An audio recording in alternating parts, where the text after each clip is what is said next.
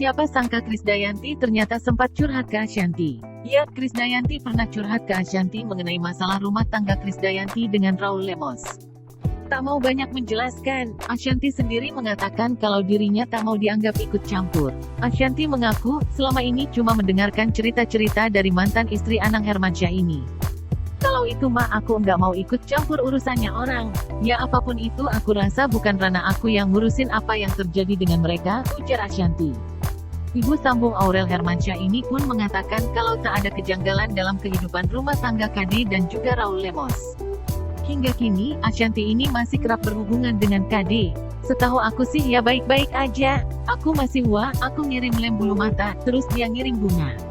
Kita berdua ketemu tuh ngobrol 3 jam curhat seru aja. Kan enggak semua kita publikasiin, jelas Ashanty. Ashanty pun juga mengungkapkan kalau KD dan Raul Lemos tak mudah termakan isu-isu soal keretakan rumah tangga.